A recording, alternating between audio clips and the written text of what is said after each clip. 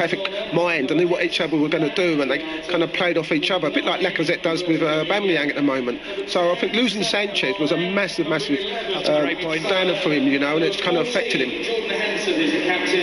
You agree with that, Stephen, yeah? Yeah, I think that's a great point, to be honest. Yeah, that's, I mean, you do often, you find players that you have a relationship, that you really bring the best out of you. I was fortunate a couple of times in my career where I've had Gams Pedeston at Blackburn. We struck up a great relationship, and then I had Ashley Young when I went to Aston Villa. Sometimes them players bring the best out of you because you know what they're going to do, and it's just a natural thing that happens. The other thing that really struck me, Darren, on Wednesday night, I was at Chelsea-Bournemouth while Arsenal were playing Tottenham in those League Cup quarter-finals, and obviously all managers make changes to their teams, although Arsenal and Tottenham went pretty strong, but Hazard comes off the bench in the last half hour of the game to win it for Chelsea, and Mesut Ozil, in a game that Arsenal, you know, didn't play that well in and are struggling in, I mean, whatever problems he's got, it's not even amongst the substitutes to come on and even try and have that sort of impact. Where are you on Arsenal at the minute under Emery? JJ and I had a conversation about this last Friday, and he outed me really, because I said, look, I'm not that impressed by what I've seen so far. I don't think that the length of the unbeaten run matches the performances that we've seen. I think it's difficult. I don't think you'll see very often that a team would be on a run that long and they've never led at half-time in a league match. I think to do that and be unbeaten is slightly smoke and mirrors. They've subsequently gone on to lose their next two. Where are you in terms of the progress that they've made or that they haven't made? Because I almost think we're forgetting that they were a very competitive team last season under Wenger. They weren't in the bottom six, and now they're in the top four. I mean, this is where they are. Yeah, I think, to be honest, I think, you know, it's a bit like, you know, Sarri coming in at Chelsea. You know, when a new manager comes in, it has that effect, and he's shown that. His style of football, he's no tolerance for people not performing. I think you've got to look at that. He's happy to make changes at half-time if people ain't playing well, something that Wenger didn't do. But if you look at all the fixtures they've had, they're not been tough fixtures. They're games where you expect Arsenal to win. And I think it's just it's a slow burner with Arsenal. I think, you know, has he got his right team? Does he know what his first 11 is? Yeah, I think you can be hoodwinked into the fact because they've been unbeaten for 22 games. But they're going to be a top four team. You know, he's got to get them to be competing with the likes of City and Liverpool, and that could take 2 or 3 years, Fletch.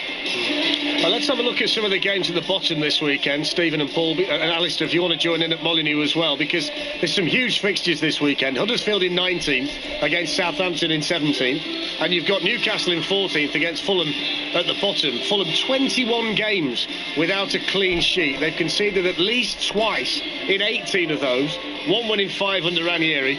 42 goals conceded. Ranieri said this weekend, I need a clean sheet like I need pasta. And he's always got a line, hasn't he? But I mean, he's not lying, is he? I mean, he needs a clean sheet badly. He needs a win, he needs a clean sheet. Yeah, but to be fair, I mean, I watched Fulham the other week against West Ham, and they didn't play bad. Fulham were not playing bad. But it's just every time the opposition attack, you feel they're going to score. I mean, I watched Alfie Mawson and Tim Ream. I mean, Tim Ream was all over the place. No, if I'm being honest, you know, if I was managing that team, he wouldn't play in my team because I don't think he's good enough. And he leaves too many gaps. And from attacking point of view, they create chances. You know, Kamara had a great chance against West Ham early doors and fluffed it. So not only they're not scoring goals, they're conceding goals. And, you know, if I was Man U, I'd go to 3 at the back, 3 centre-halves, because they're so open at the back that I thought they concede too many goals. It's gone quiet because I think somebody just pulled the plug out. That might be the DJ. The DJ plugging in. We've had a power surge and lost the lads. So we either get the game or we get the DJ, but we don't get both. But we are going to get the. I think they're back again now. Back again, yeah. They're back again now. No, they're not. That's just the effects of the ground. We'll get them back in a minute. What you will get, you would think this weekend, is a very fired up Alexander Mitrovic going back to play Newcastle. The man who wanted to prove a point, didn't go well for him there. He's been a different animal as a Fulham striker than he was at Newcastle. Yeah, you like to think so. I think the emphasis is so important on Fulham that Mitrovic starts scoring goals again.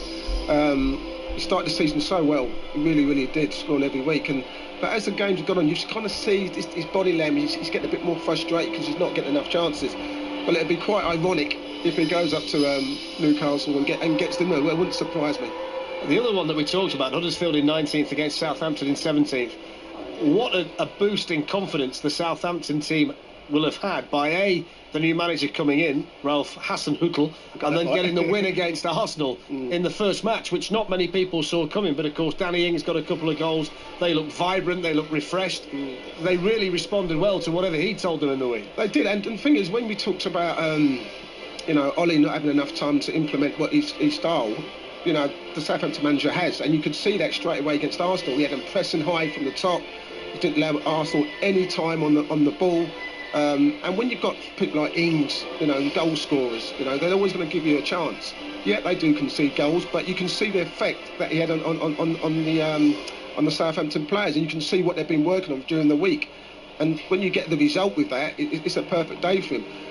But when we talk about these teams, we always talk about the strikers, Ings, Mitrovic, scoring goals. You've got to have prolific goal scorers in your side if you're going to stay up this year. Well, therein lies the problem for David Wagner at Huddersfield. The fact they just don't score enough goals. I mean, I don't know what the mindset of those players is when they go out at 3 o'clock on a Saturday, because it must be in their mind, we just don't score. I mean, they're up against the A-ball before the kick-off. Yeah, and it's funny because even last year I watched a lot of Huddersfield, obviously with Thomas playing for them, and he always used to say, we don't create enough chances, so every time we get a chance we're under pressure to score because we don't know when the next one is going to come along. And you kind of sense that with Huddersfield at the moment. I think, if I'm being totally honest, the recruitment's not been great.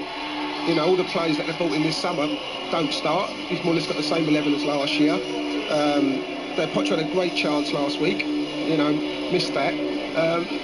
But what says it all to me is that the top goal scorer is Aaron Moy, on 2 goals. Who's out for the full season. The joint top goal scorer. Yeah. So that can't be right. If you're going to stay in this league, you've got to have a striker who's going to score you goals. And when I look at the other teams, Huddersfield haven't got that. So, considering last year, the money they've got, because they should spend money, because if they want to stay in the Premier League, they've got to spend money. And the recruitment they've brought in has been poor, and not one of them's been a striker. So they're going to struggle. We've got the boys back again. Oh, it's a shame. You're back, I hear. We just nipped down to put a request in. We're back. Well, rumour had it you'd gone down to the club shop to buy a set of glow sticks for the pair of you when the DJ goes on.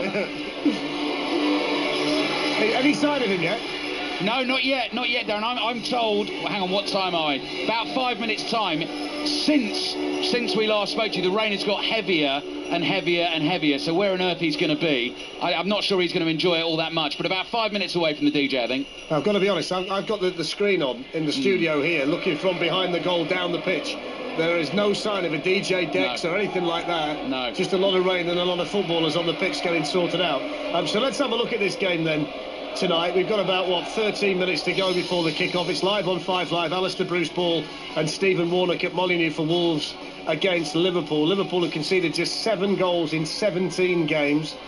They've been rock solid at the back. I mean, you made the point earlier, Paul, that they're not quite hitting all cylinders at the top end of the pitch, but they're hitting every cylinder possible at the other end of the pitch. I mean, the Van Dijk situation, the goalkeeper coming into the team, I mean, they are, at that end of the pitch, they're as good as anybody. Yeah, they are, and the thing is, throughout the years, traditionally, Liverpool has always scored goals and conceded goals. We know that, but Klopp always knew what players he wanted, and he was prepared to wait for those players. We know the situation with, obviously, trying to get hold of Van Dijk a little bit earlier when he was at Southampton, but he waited and he's so important to Van Dijk. The spine of the team now is so strong, and you know with the 3 up front they're going to score a chance, they're going to get chances and they're going to score goals, and if you can keep the back door shut, you've got more chance of winning games, and that's what we're seeing at the moment. Bearing in mind, Stephen, that they've got these massive matches coming up at the back end of December and early January against Arsenal and then Manchester City. They play them in successive fixtures. You often get games, don't you, during a season, if you're trying to win a title, where you think, we can't slip up tonight. This is a big one for us based on what's coming ahead. It's got that look about it tonight for Liverpool, hasn't it, this one? Absolutely, and you only have to look at the fixture for tomorrow's game with Manchester City and Palace as well, and that, again, we go back to it, it looks like Manchester City should win that game, so yeah, it's all set up for that. But just going back to the point of Liverpool not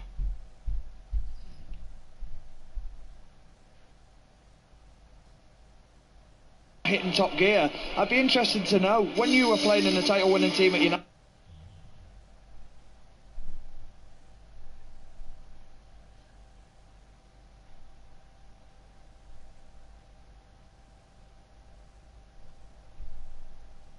Can you remember how many good games you had? You don't care, do you? As long as you're winning games. I had plenty good games to lose, Yeah, Steve. good one. No, you're right, Steve. You're absolutely spot on. You know, if you're not playing well and you still get them results, that's a sign of a champion winning side, Steve. Because that's where it came from originally. Was there was times when United were blistering, but there was times when the ground results out, they were ugly to watch, but you knew they were going to do it. Could do it both ways. Yeah, and that's what Liverpool seem to be getting into their DNA this season. Got to mention Wolves here because they've got a fantastic record this season against the top 6. The only team that they've lost to in the top 6 was Spurs. They drew with Manchester City, drew with Manchester United, drew with Arsenal, beat Chelsea, lost to Spurs. They match up, Stephen, really well, don't they, against the big teams. They've played really well against them. They do, because they've got them type of players. They've got the players like Martinho and Neves who see passes, they see spaces. They don't like the physical side of the game now. That's where I look at this team at this moment in time and I think, are they physically up for a battle? Can Liverpool outmuscle them tonight as well as outplay them? Because you know there's going to be spells where Wolves are going to have little periods of possession, they're going to make things, they're going to create. But when it comes to the physicality of it, are they up for that challenge as well? One little line is that tonight Wolves are the 27th different team that Jurgen Klopp has managed against in the Premier League. He's beaten the other 26. The last 4 sides, top at Christmas, went on to win the Premier League. Liverpool were the last team to let it slip. That was under Brendan Rodgers in 2013 to 2014.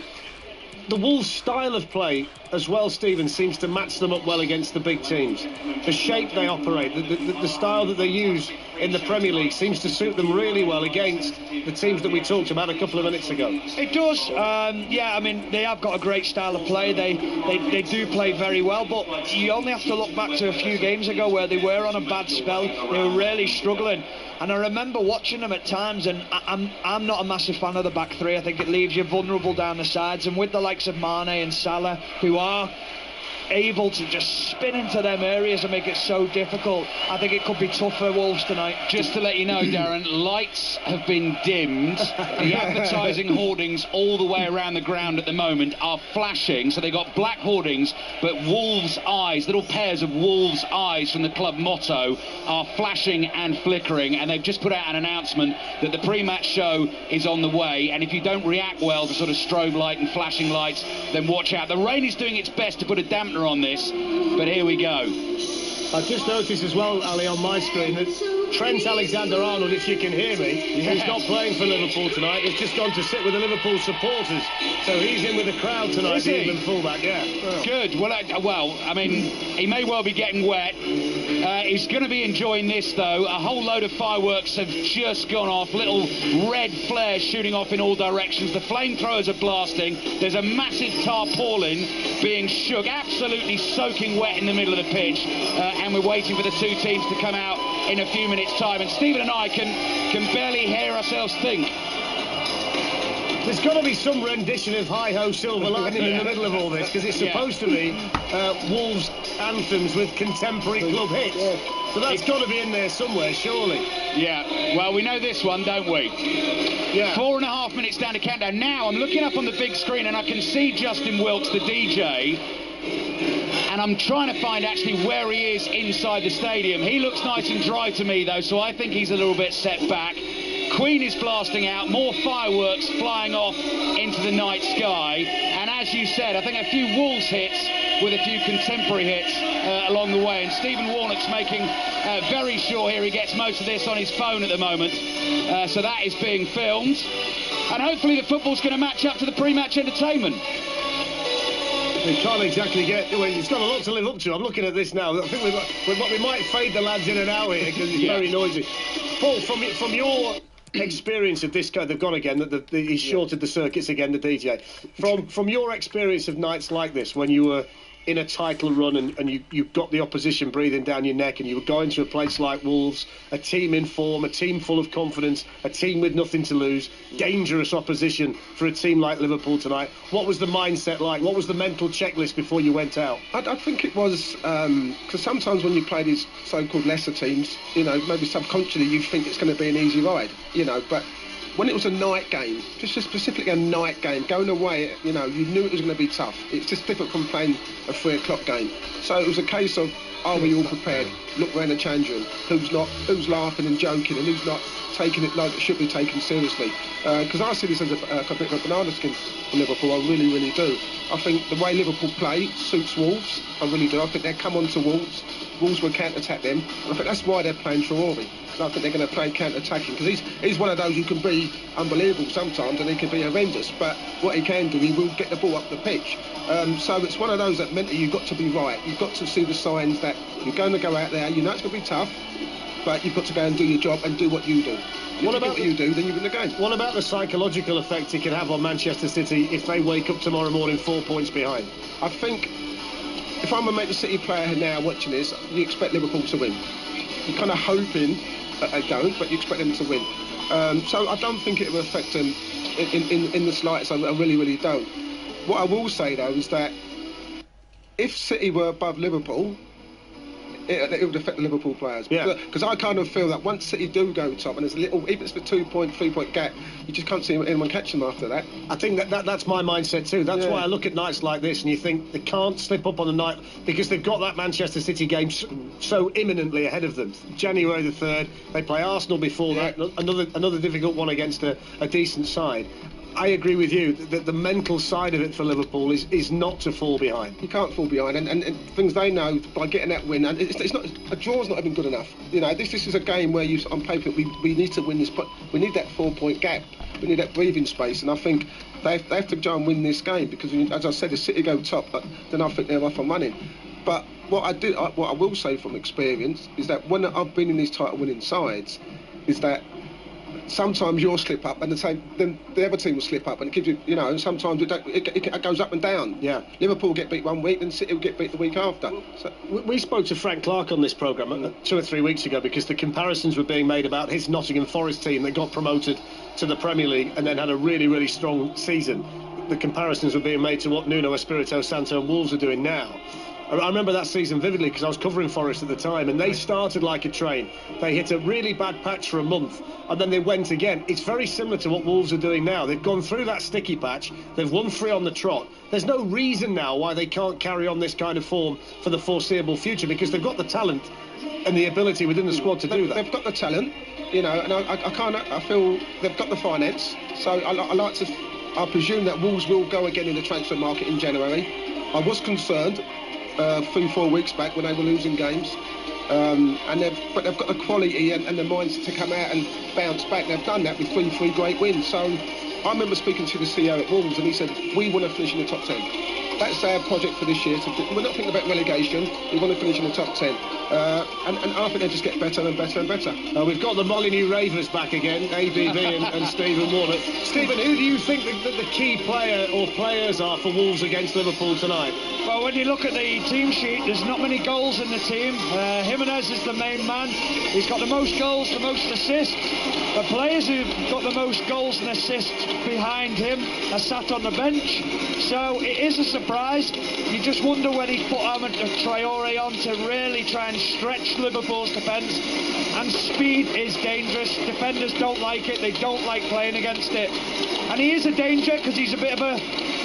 You don't know what he's going to do next. I don't think he does at times. And it's so difficult to play against when you don't know that, because you can study as much as you want a player and see what his tells are, what he wants to do, but when he doesn't know himself, it's very difficult to defend against. Ali, I've got to say, having watched that DJ set from Justin Wilkes and the pyrotechnics and everything else, that is one hell of a pre-match show. That was spectacular. That is a real sort of festive treat on a Friday night. And what it's done as well, Darren, you can hear it now as the teams come out into this rain.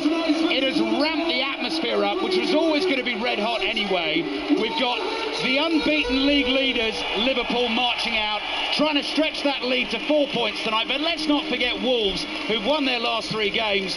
They could go 6 this evening on their return to the Premier League. It's like walking out into the opening ceremony of Olympic Games here this evening, and the football very soon is going to be underway. It is. Paul, how's it going to go?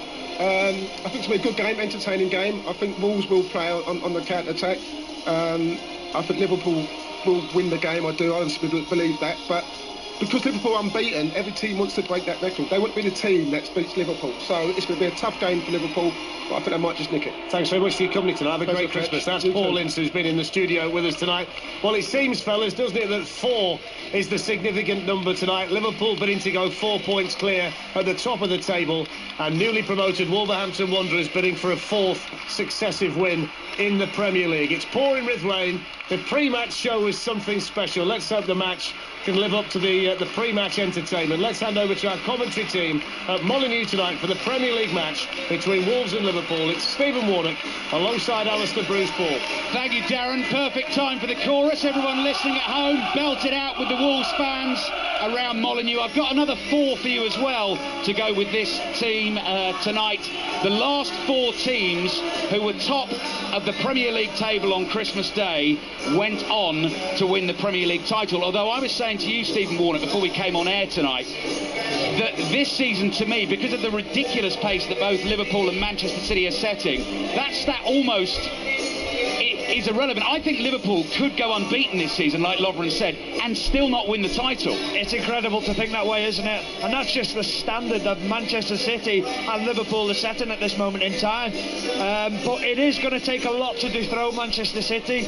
I think when you spoke earlier about the strength and depth of Manchester City's squad, Liverpool's squad is getting tested as much as it's been tested in recent years. But what we're noticing now is that the team that's out there is still one of the strongest teams that Liverpool can possibly put out. So what they've done is they've bought very well, and now it's showing.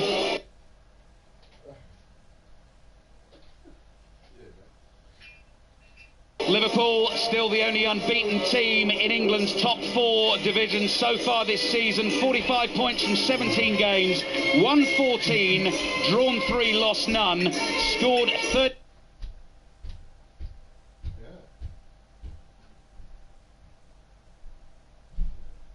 37 goals, conceded 7, and across Europe's top 5 leagues, the only other 2 unbeaten teams are Juventus and Paris Saint-Germain. And actually with those 2, you'd automatically say, well, I'm pretty sure they're going to go on and win the title.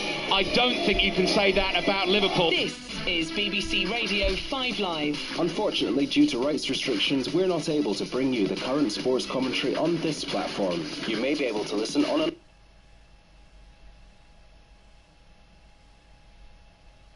alternative platform. For further information and terms of use, go to BBC.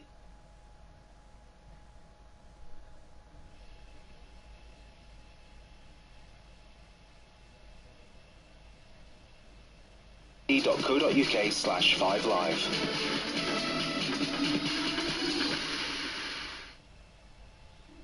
This is BBC Radio 5 Live. Unfortunately, due to rights restrictions, we're not able to bring you the current sports commentary on this platform. You may be able to listen on an alternative platform. For further information and terms of use, go to bbc.co.uk/5live.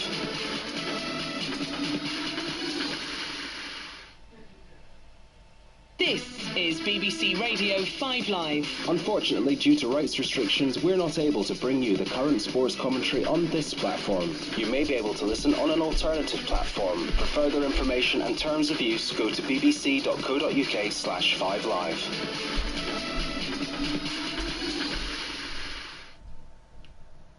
This is BBC Radio 5 Live. Unfortunately, due to rights restrictions, we're not able to bring you the current sports commentary on this platform. You may be able to listen on an alternative platform. For further information and terms of use, go to bbc.co.uk/5live.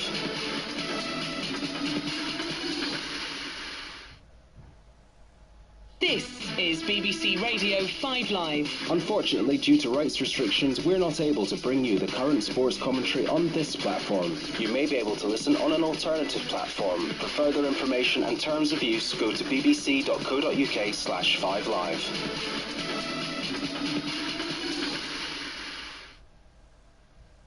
This is BBC Radio 5 Live. Unfortunately, due to rights restrictions, we're not able to bring you the current sports commentary on this platform. You may be able to listen on an alternative platform. For further information and terms of use, go to bbc.co.uk/5live.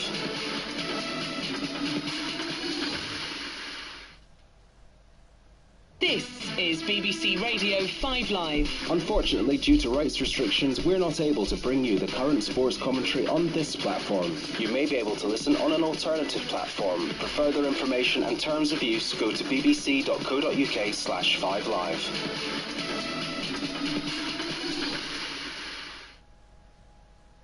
This is BBC Radio 5 Live. Unfortunately, due to rights restrictions, we're not able to bring you the current sports commentary on this platform. You may be able to listen on an alternative platform. For further information and terms of use, go to bbc.co.uk/5live.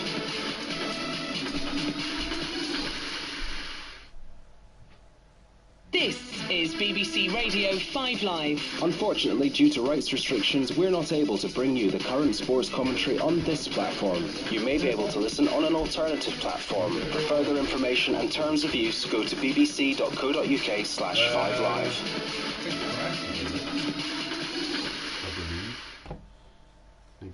This is BBC Radio 5 Live. Unfortunately, due to rights restrictions, we're not able to bring you the current sports commentary on this platform. You may be able to listen on an alternative platform. For further information and terms of use, go to bbc.co.uk/5live. Yeah. He had like a David Hayes. This is BBC Radio 5 Live. Unfortunately,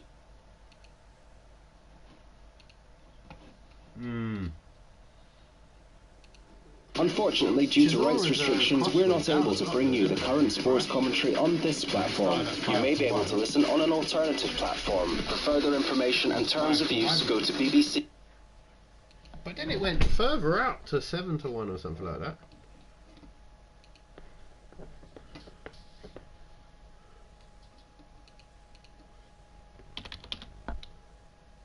Yeah.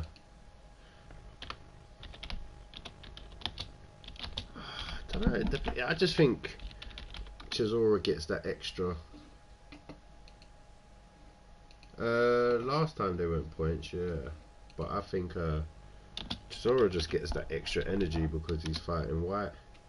You know, like he just fucking hates him. He just. I saw the Who's the Donkey. Was that his? And then hashtag BS.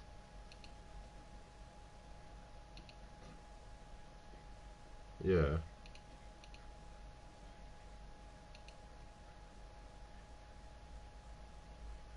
Oh, is that the promo he gave him?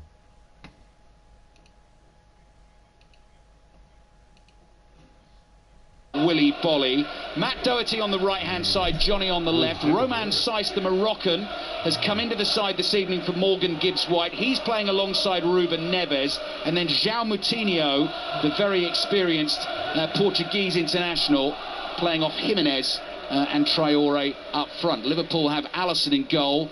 Back four of Milner, Van Dijk, Lovren and Robertson. 4-2-3-1. Fabinho and Henderson as the two. And then we've got Mane on the right-hand side, as Stephen Warnock was explaining. Firmino in the middle. Naby Keita forward on the left-hand side. And Mo Salah up top.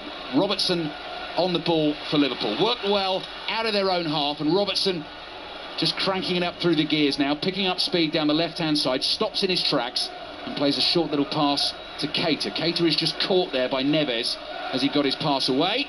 And Liverpool decide to come back into their own half and find Virgil van Dijk, who I think, Stephen, as you said, was probably very, very grateful that Traore didn't try and go flying past him into the penalty area. Yeah, absolutely. It's one of them situations where you know you're the last man. You've got to be so careful in what you do. I have to say, the start of this game, Wolves' pressing has been fantastic.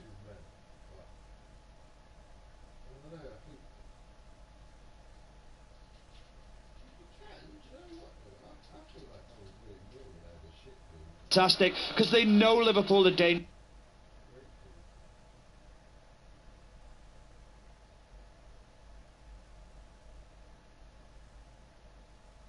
Yeah, I know, and no one can give you a conclusive fucking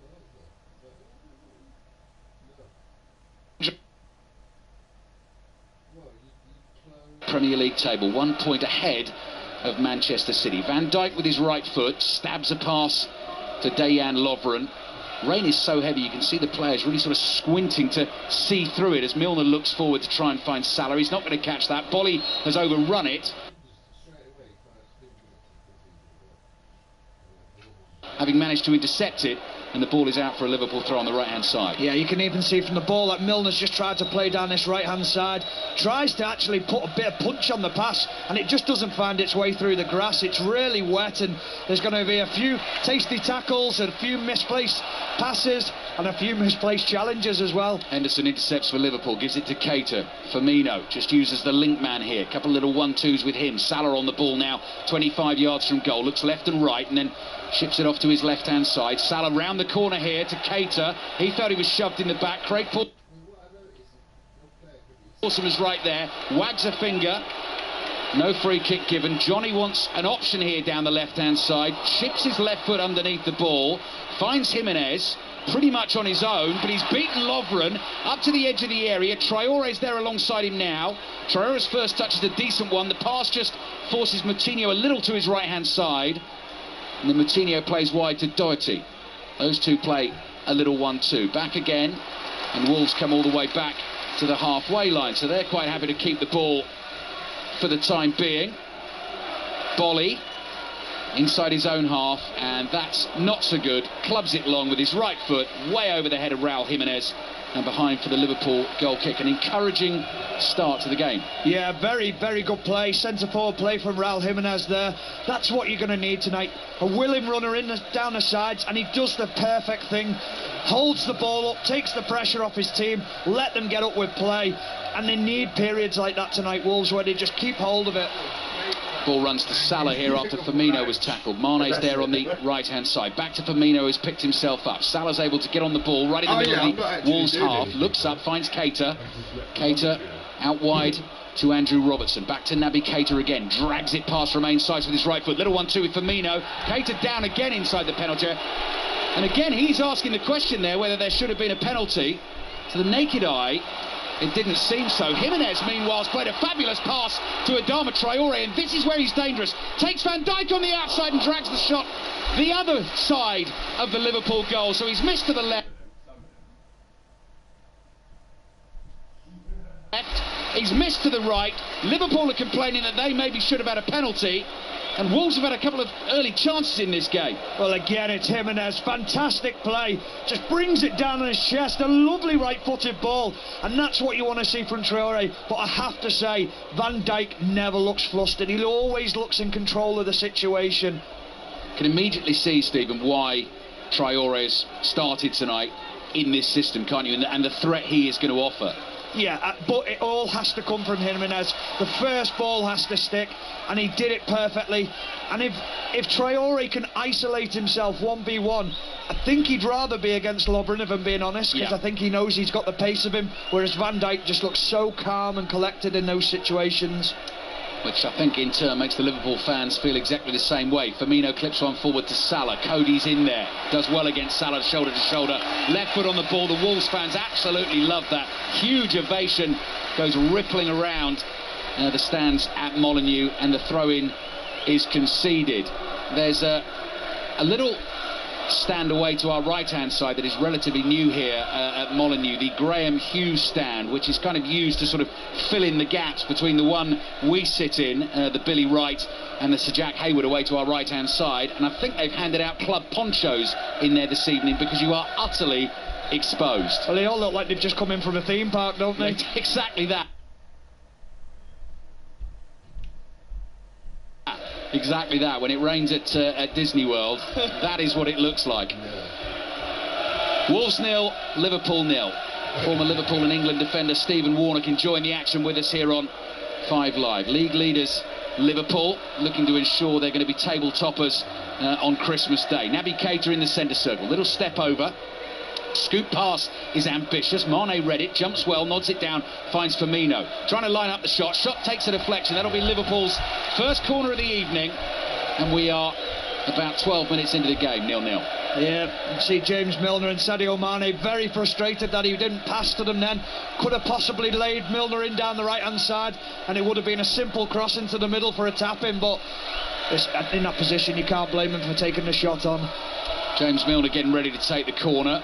Wall of noise to his right-hand side, which is those Wolves fans in the Sir Jack Hayward stand. Milner raises his left arm. It's an away swinger, flicked onto the far post. Great touch by Van Dijk. Then he drives the shot low, and that is blocked by Matt Doherty about 8 yards from goal. So Van Dijk cool as you like at the back when Traore is running at him, and cool as you like as well in the opposition penalty area, not only controlling the ball brilliantly, but the dummied shot which sent the defender flying. And now Wolves trying to open it up away to the right-hand side. Ryan Bennett, former Norwich man, gives it to Matt Doherty. Swings a pass away to the left-hand side, skids off the top surface and finds Traore, who maybe does fancy a run at Lovren. He's not going to get that chance just yet. Plays it on to Moutinho. Moutinho quickly to Saiss and then Doherty. Doherty looking for Jimenez. Jimenez beats Henderson to the ball, running away from goal. And plays it back here to Romain Saiss. Left-footed ball. Lovely pass again. Johnny gets closed down quickly by James Milner, but has support from Ruben Neves. Liverpool forcing Wolves back for the time being. Conor Coady switches it quickly to the right again. Doherty brings that down, plays it infield to Saiss. Saiss into the penalty area. Left-footed shot. Alisson saves, and the rebound falls to Fabinho, who clears on the turn for Liverpool, who've been under a little bit of pressure in the early stages of this game. Well, that would have been... Now then, Willy Bolly's just trying to keep the ball in play, and then Willy Bolly's gone sliding in to win it back and has caught one of his own teammates there. Johnny is down in some pain because Willy Bolly has slid in and hoofed him in the backside. Jimenez going through on goal, and Alisson is out quickly to grab it for Liverpool. Nuno wants play stopped here, wants Alisson to bowl the ball out of play. That he is going to do. But goodness me, Wolves have had some opportunities in the early stages here. Brilliant play from Wolves. There was a couple of passes side to side, and they were stretching Liverpool across the pitch, but then he just cut them open. There's an opportunity, and Alisson, he doesn't cover himself in any glory at that opportunity to probably pick it up quite comfortably, but it takes a little deflection off Dejan Lovren, so he deals with it, and then you think of Fabinho's taken far too long in a penalty area. But a real good spell for Wolves. Fantastic play. In terms of the conditions, horrible night for goalkeepers in particular, but with that save, Stephen, and that did immediately take you back to the goal conceded at Anfield against Manchester United, because it sort of came through the hands, hit his knee, and there was the rebound. Yeah, I mean, that's the biggest test now, is how does he respond. I thought his response last week for making that early mistake, he wanted the ball, was always confident. He seems a very confident guy, but we just don't know how that'll affect him. Yeah, how guys roll. Right, well, you're not missing any action at the moment, because Johnny is slowly picking himself to his feet. That was an interesting little passage of play as well, because Willy Bolly was desperately trying to keep the momentum going, worked ever so hard to keep the ball, but was going so fast, having back-heeled it, he left it behind and actually gave Liverpool a chance of a counter. Yeah, and then he's challenged his own player, and I would not fancy getting challenged by Willy Bolly. He is a man mountain, isn't he? Back underway in the rain at Molineux, and it's been a very good start from the home team. Alisson there having to make the save from Saiss. Traore's got in twice and has shot wide on both occasions. Liverpool trying to offer the threat now. Milner fizzes the pass towards Firmino. First touch is Shaw. Plays it on to Mane on the right-hand side. He slows it down and is now heading backwards. Infield to Henderson, who's there for him. Now back to Lovren. And Lovren comes all the way back to the goalkeeper, Alisson, all in green. Hair dripping in this pouring rain. Conor Coady reads the forward pass well. Intercepts. Liverpool have it back with Fabinho. Inside his own half. Trying to use the pace of Mane. Johnny has it covered, wins the header, and nods the ball out of play for Liverpool on the right-hand side, which Firmino takes immediately. Short pass back to Milner. And Liverpool's dark red shirts in this rain have got an even darker shade of red. Here's Mr. Cool, Van Dijk, centre circle, nice first touch. Fires the pass out to his left to Robertson, on to Keita, now Fabinho. Closed down by Moutinho. And Robertson again with his left foot tries to switch things up for Liverpool. Henderson comes short to collect. Rolls it to the right-hand side to Milner. Forward to Mane. Mane back to Henderson. The chasing and pressing from the Wolves players stands out. It's been superb.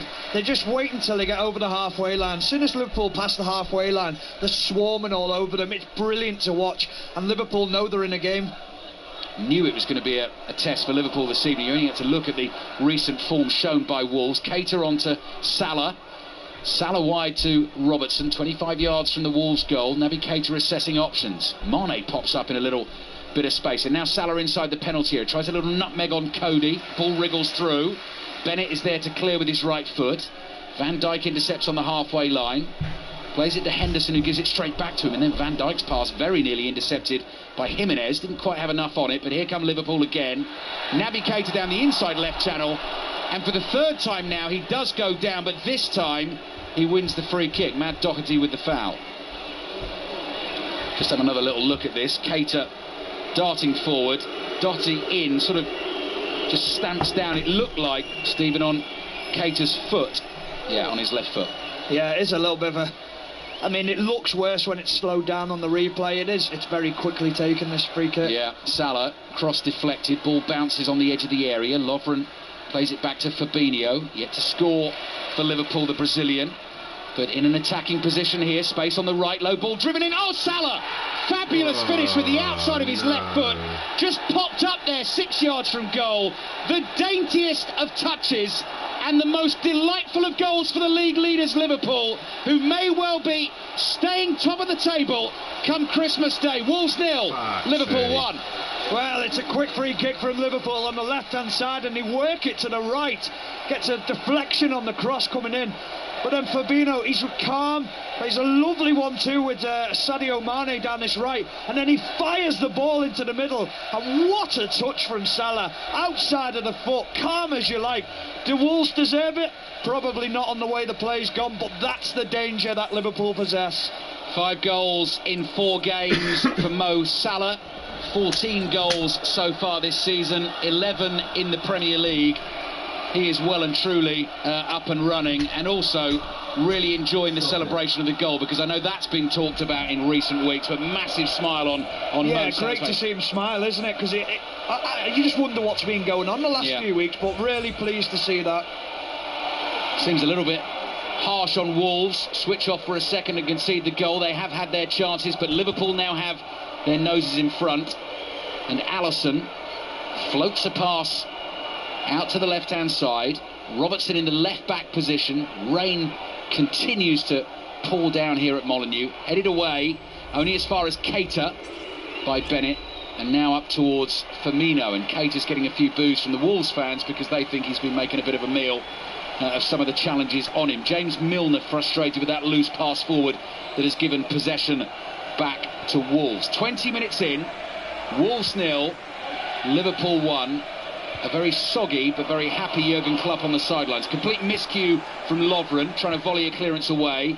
Gets a second bite at the cherry, plays it back to Alisson. Alisson sweeps it out to Milner on the right-hand side. Looks up and tries to find Mane. Good control by Mane, and Bolly comes sliding in and knocks it out for a Liverpool throw. Stephen Warnock. Do you think Alisson looks flustered at all? Not really. I mean, his confidence on the ball, it's brought a new dynamic to Liverpool. It's what Ederson brought to Manchester City. He starts attacks, he's so comfortable. Most keepers would have kicked that out of play. He just brings something completely different to this Liverpool team. Milner waiting to take this throw on the right-hand side into Firmino. Just stood still, flicked a boot at it. Passes intercepted by Moutinho. Lovren is there to cut his ball forward out and finds Fabinho onto Keita in the centre circle. Quick short pass interchange between him and Jordan Henderson. Keita continues to get the boos, and just a little triangular passing now between that midfield three of Keita, Henderson and Fabinho, before eventually Robertson can't control a ball on the left-hand side. The pass not the best to him, and that is out for a Wolves throw. Liverpool fans you can hear now in full voice here at Molineux this evening. Every single goal that goes in, every single win that they notch up is a step closer towards the promised land, trying to win that top flight title for the first time since 1990. Robertson's pass forward intercepted. Traore's coming back from the offside position, and Liverpool get themselves the free kick. And I know we're still a long way away from that, Stephen, but the closer that Liverpool get to it, and you think of the near misses like 2014, mentally that will get tougher as well, won't it, to deal with and try and just keep racking up those wins. Yeah, a little bit. You've just got to it's the old cliche, one game at a time. You've just got to go into it with a positive attitude. Like I said before, Manchester City is such a great team, but they're top of the league, Liverpool. So what does that say about you?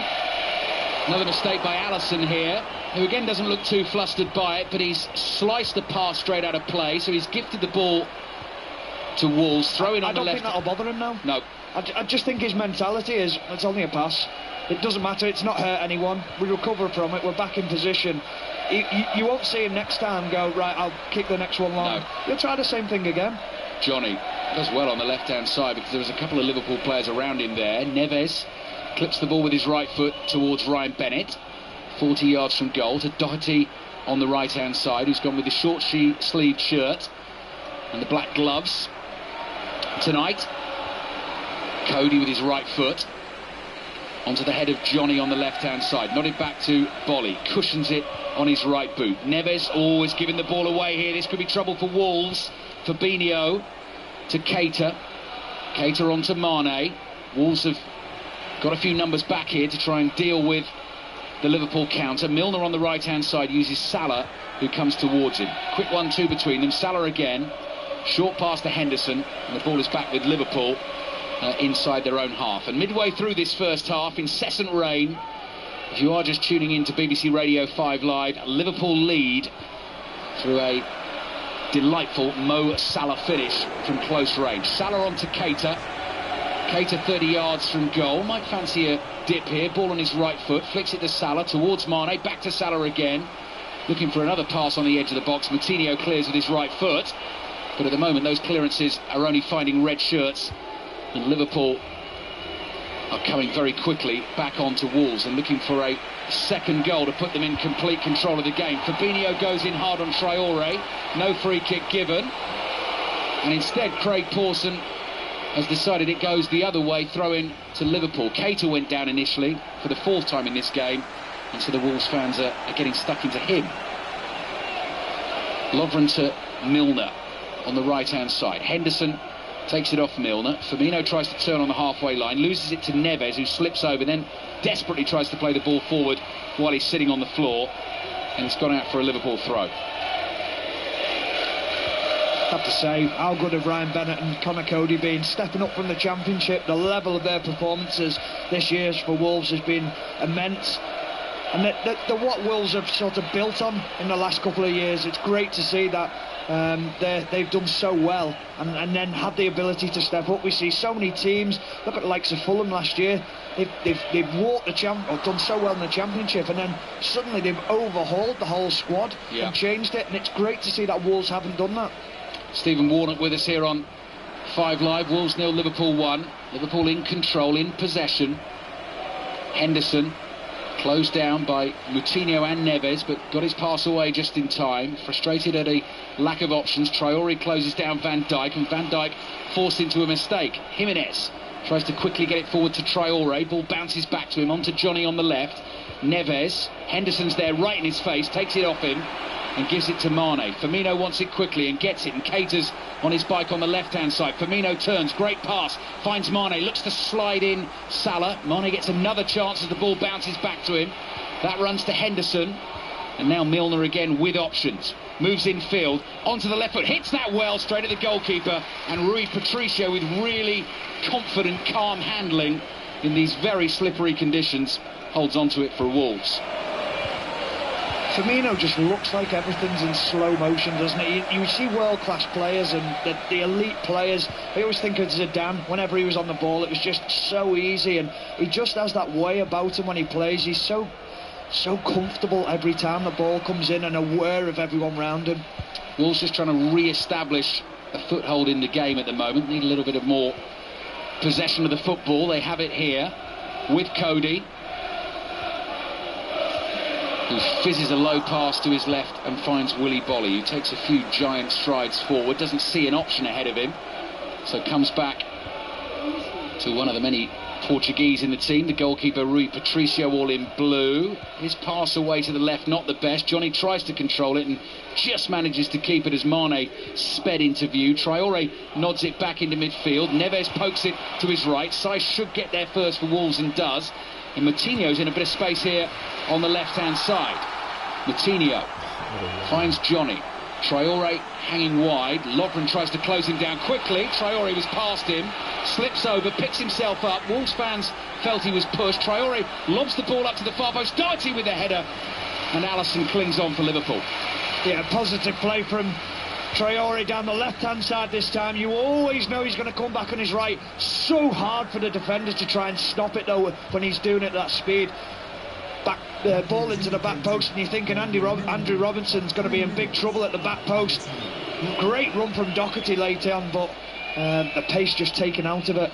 Naby Keita continuing to take the stick from the home fans. Virgil van Dijk not best pleased to receive that ball back from Andrew Robertson. They continue that discussion as Liverpool switch play to the right-hand side. Traore comes whistling in to try and tackle Milner. Milner got his pass away. Van Dijk on the ball and gives it to Fabinho. Bit of space ahead of him, just inside his own half. Little 1-2 with Keita. Cross to Henderson here, right on the centre spot, and then tries to thread one through for the run of Mane. It's intercepted. Johnny nods it in field. Henderson intercepts again. Lovely first-time ball to Salah, who couldn't quite find Mane on the right-hand side. Firmino comes hurtling back to win it back. Outside of the right boot, finds Salah. Onto Mane's offside, but Patricio was out quickly. Now to fall on the ball and prevent Mane scoring anyway. Yeah, Salah looks very sharp tonight, doesn't he? Looks so lively. Everything he's done's been sharp, electrically quick, very dangerous. Liverpool looking sharp, going 4 points clear at the top of the Premier League table as things stand, leading Wolves 1-0. Manchester City at home to Crystal Palace tomorrow, so then the pressure will be on them. Mane 25 yards out, curling ball in. Salah tries to control it. He felt he was being tugged back a little bit there, but actually he's more annoyed with himself that he didn't take the chance, because he felt as soon as you saw Salah making moves towards that pass, it was going to be 2-0. Yeah, a lovely ball from Mane. He gets the ball on his right-hand side and he actually uses his left foot. Lovely floated ball in, but you've got to give it to the defender. I think it was Ryan Bennett coming in. Fantastic tackle. Ball floated over the top, and Van Dijk just got his bearings wrong for a second there. It cleared him. Jimenez thought he was in. Robertson has it covered. Alisson takes his time. Right-footed ball up the middle of the pitch. Neves heads it to his right-hand side. Fabinho is there to mop up for Liverpool. Knocks the little ball to Keita. Keita does really well with that. Gets it back to Fabinho. And then it's chipped to the right-hand side. And James Milner can get Liverpool on the front foot again. Up towards Salah. Now Firmino onto Keita. Couldn't find him. And Patricio has a chance to clear, but Nuno's frustrated this time because it comes straight back to a Liverpool player. That's Andrew Robertson, makes ground down the left-hand side. Firmino gets on the ball again. Little dinked ball into the edge of the area, in between Liverpool players. So Bolly volleys it away, a volley. And here's Van Dijk to Robertson. Firmino making a nice little run down the inside left channel. Robertson doesn't fancy that. So Van Dijk comes back to Lovren. Lovren across the Liverpool half to Milner. Milner down the right-hand side to Mane, just using his body there to try and throw the defender. Bolly keeps the ball, plays it back to Henderson. Firmino drops off in space. Lovely pass forward to Keita, inch perfect. Little step over from Naby Keita, switches it from left foot to right. Firmino onto it after Keita lost it. Moutinho now for Wolves. Forward to Jimenez. Jimenez facing his own goal, going backwards, does really well to keep it, and then gives it away rather sloppily to Mane. Mane onto Firmino. Firmino tackled again. What can Jimenez do this time? Wants to go long, looking for that pace of Traore, and Alisson, already well outside his penalty area, knows what that is all about. Comes forward and intercepts for Liverpool. Brilliant from Alisson. Read the play so well. You're thinking of Traore, spin it in behind. No, he's read it already. But I have to say, Wolves fans have been brilliant with the team. You just sense that they're struggling this last 5 or 10 minutes to get out. Liverpool have really penned them in, and the Wolves fans sensed it, get behind the team and really cheer them on in this last couple of minutes. 15 minutes remaining in the first half. Really bright start by Wolves. Traore getting a couple of early looks at goal, couldn't get the shot on target. Saiss with one effort saved by Alisson that he spilled, and the rebound fell Liverpool's way, but they switched off for a second, Wolves, and Mo Salah scored, and Salah's busy again. Plays it to Firmino. Firmino rolls it to Robertson. Robertson's first time cross, over hit, thumps it right across the face of goal, and the ball goes out for a throw into Wolves in their left back position. Getting in some great areas though, Liverpool, aren't they? Making it really difficult for Wolves, and You just know the longer this half goes on, that the harder it's getting for Wolves, and the good players, Firmino and Salah and Mane, are just finding them pockets of space, and then they're finding the next pass, which is the killer pass as well. Ball balloons up in the air from a deflected clearance. Milner trying to use his body to win it. Fabinho in with a really strong tackle on Moutinho, winning the ball and knocking it out for a throw, and a little high five between the two players. The ex-teammates, aren't they? Of course, yeah, exactly. No love lost. No love lost in the challenge, but good pals afterwards. Moutinho, I don't think wanted to show that he'd been caught there, but you could just see he was moving ever so slightly gingerly. Now Milner's caught this time by Traore. He's a tough lad as well, he's not going to show that. And Dejan Lovren back on the ball for Liverpool as the rain continues to fall. Milner, low pass. Oh, what a lovely little chip flick from Firmino, just using the pace of Milner's pass to scoop it over the Wolves player. Wolves have it back though. Doherty on the right hand side, closed down quickly by Robertson. The ball comes off Robertson's boot and up onto Doherty's left hand. Completely accidental, nothing given. Jimenez on the left hand side. Johnny's making a great run ahead of him. Jimenez moves infield on his right foot, looking for Traore. Pass is intercepted. Lovren goes for a first time clearance. Salah can't get there. And Wolves just starting to try and build that little head of steam again. Milner can't rob Johnny. Neves trying to switch play quickly here, and Connor Cody, the Scouser, brings the ball forward. On to Saiss to Moutinho. Moutinho comes scurrying back towards the halfway line. Liverpool back in their defensive shape, leading Wolves 1-0, and Cody's overrun it here, and Keita's tackled him, and Patricio's off his line quickly to get there first for Wolves, otherwise that would have been 2-0. Yeah, dangerous play again from Wolves, but then at the other end it was Alisson before, and this time Patricio very quick to read the play.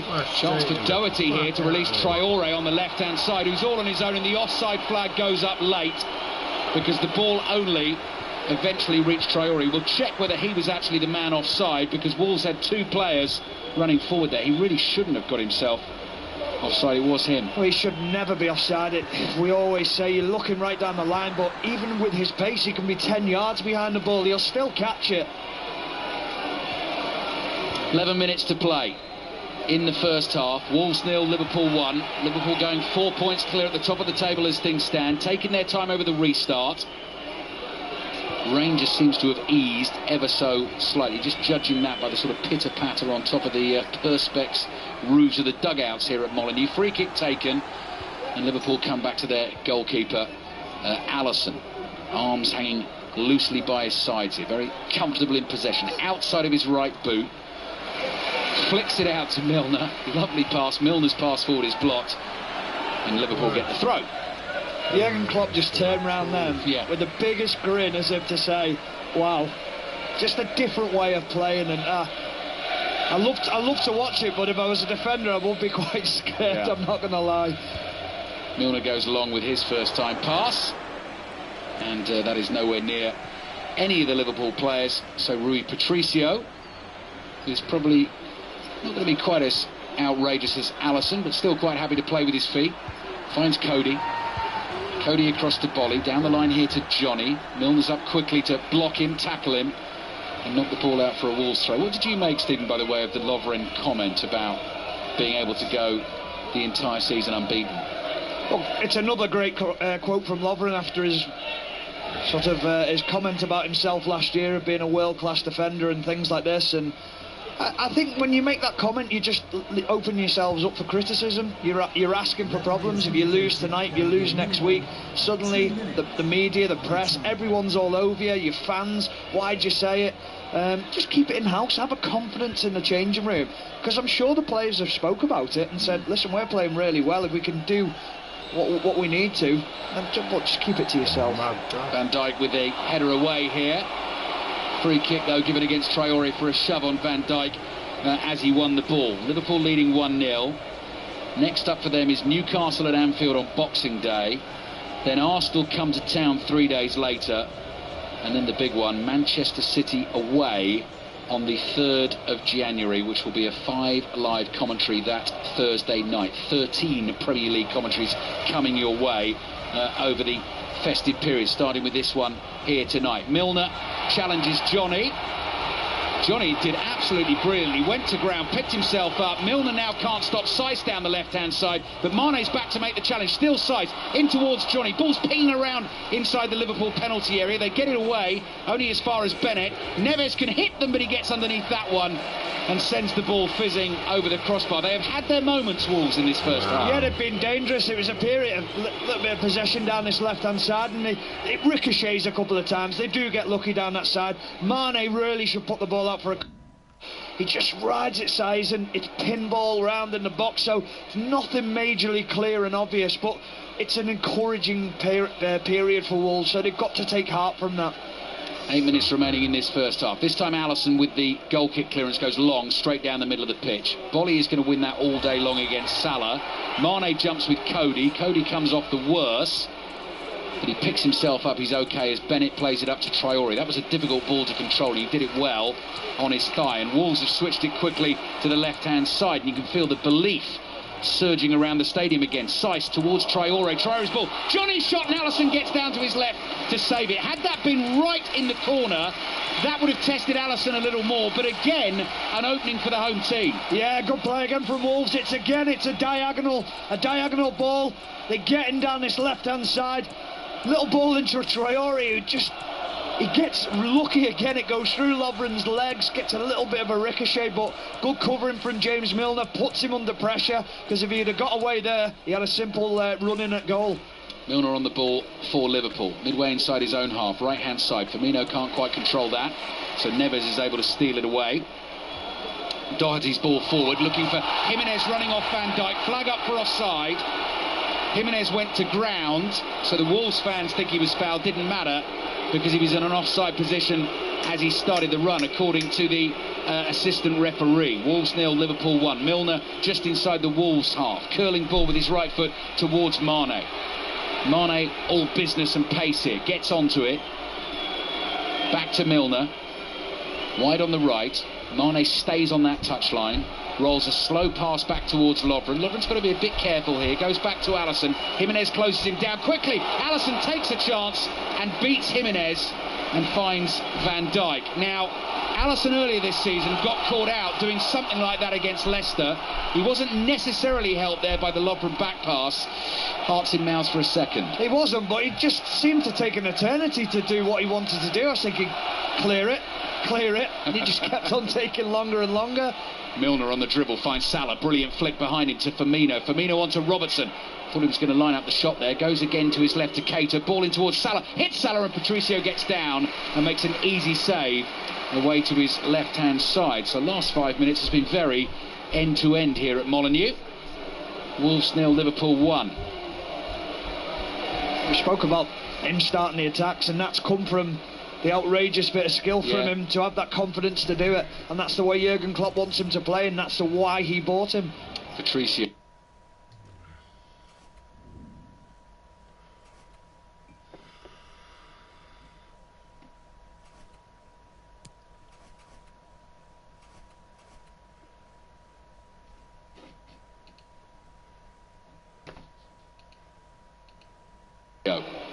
Having cleared it for what?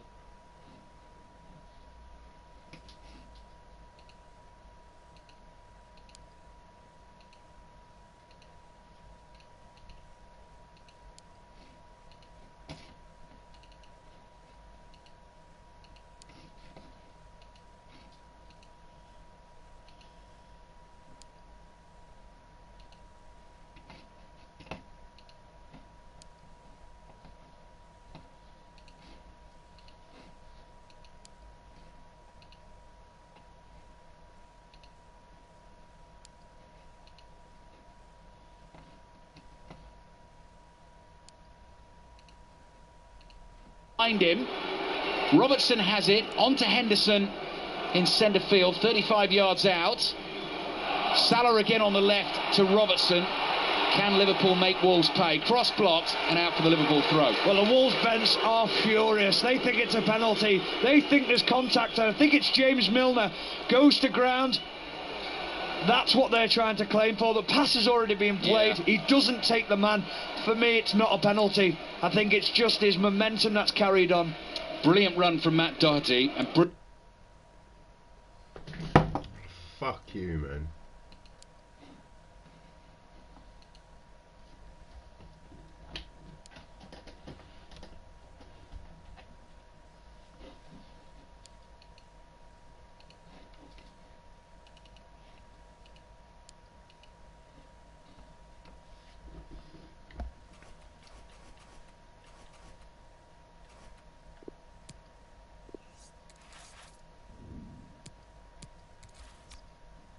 Live this evening with you through until 10 o'clock. It's been a very lively first half. Liverpool with the lead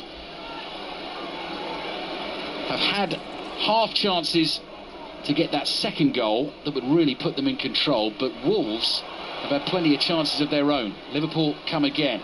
Here's Mane, edge of the area, terrible first touch.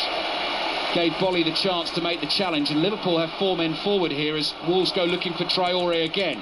Traoré, sliding challenge by Lovren, important for Liverpool that, and the ball is out actually for a Liverpool throw because the ball bounced off Traoré. Yeah, brilliant defending by Lovren. He knew he didn't want to get isolated 1v1, didn't want Traoré to knock the ball past him because he knew he'd be in trouble, so snuffs the danger out very early. Oh, Naby Keita's giving it away, trouble for Liverpool. Matt Doherty drives it at Alisson, and Jimenez was on his own in the middle and calling for the pass. Another chance for Wolves goes begging. Well, every single chance that Wolves have had so far has been Liverpool's own problem. They've been sloppy in possession, and I think Andrew Robertson shouldn't have gone for that tackle. The initial mistake was made, and he jumps in, and you're thinking, just hold your line, you don't need to go in, and he gives the Doherty the chance. Those cheers are for the man in black, Craig Pawson, who's given a decision Wolves' way this time. Free kick for them, just inside their own half. Biggest cheer of the night, that, so far. Wolves 0, Liverpool 1, and now they're singing about him as well, but I think we'll leave that at that. Throw-in for Wolves, no it's not, it's a throw-in for Liverpool. So again the noise levels go up. I think we're in a more fortunate position. We get the TV in front of us, we get to see replays, and Craig Pawson actually hasn't done that much wrong in the game, has he? No. From what we've seen so far. James Milner's down for a second. The Wolves fans think he's wasting time. He is actually off the field getting ready to take this throw. And he's right next to his manager, Jurgen Klopp. Very entertaining first half. Wolves have had plenty of chances, but it's Liverpool, as you've been saying, Stephen, who've been giving them those chances. They haven't been able to take them. Wolves fans getting ever more irate at the length of time it's taken to get play back underway. Here we go. Neves on the ball. To Ryan Bennett, last minute of the first half before added time. Connor Cody's going to go long, straight down the middle of the pitch. Lovren underneath it and heads it sideways, skidding off the pitch and out for a throw-in to Wolves, taken quickly by Johnny. To Saiss. Saiss rolls his pass across to Neves. 2 minutes of added time has just begun. Can Wolves fashion another chance in that time? Mo Salah, the goal scorer, is trying to close the ball down at the moment. Connor Cody with a wonderful diagonal ball. Unfortunately, that's going to skip away from Johnny down the left-hand side and out for a throw into Liverpool. And James Milner again is going to take his time. But Wolves have been decent, Stephen, first half. They have. They've been very good. They started the game superbly, really pressing. And it's very natural for it to happen. Liverpool picked them off a couple of times, and suddenly they back off a little bit. Then they concede the goal, belief goes down a little bit more, but they've grown back into it, and the Wolves fans have been fantastic. They've been right behind the team. 27 years since a Wolves team beat a Liverpool team at Molineux back in August 1981, when the European champions Liverpool gave debuts to a couple of players you might have heard of. Bruce Grobbelaar and Mark Lawrenson made their debuts that day. Not bad at all. Not bad. They did okay. They did all right, and Wolves won 1-0 with a second half goal from Mike Matthews. If they're going to win this one, they're going to need 2. But I was here a couple of weeks ago. They were 1-0 down against Chelsea and won that game 2-1. Neves has lost it. Firmino's taken it off him. Great skill from him. Finds Mane, pokes it through to Salah. Lovely flick back to Mane. If this ends up in a goal, it will be quite brilliant. Wide to Naby Keita. Heads for that byline on the left-hand side. Bennett closes him down, and then Keita passes the ball straight out of play.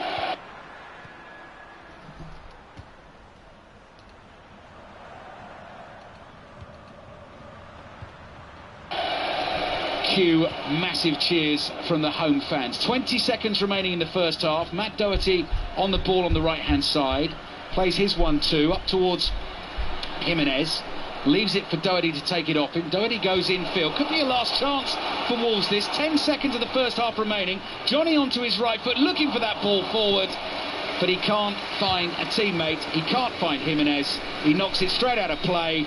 And Craig Pawson decides that is that for the first 45 minutes at Molineux. Standing ovation for the Wolves team as they march off the pitch in the pouring rain, and a standing ovation for the league leaders Liverpool as well from their travelling fans.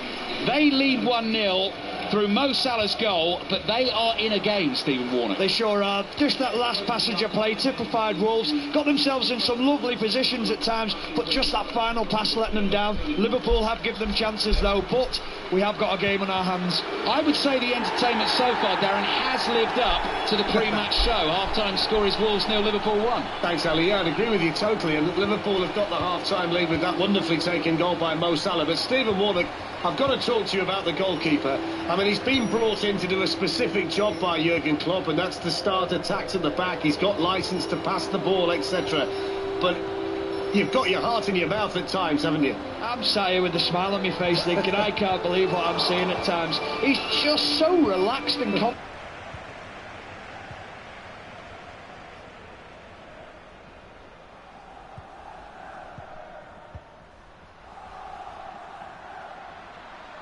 Because we spoke on air about it. Will that affect him what happened last week? It didn't in the second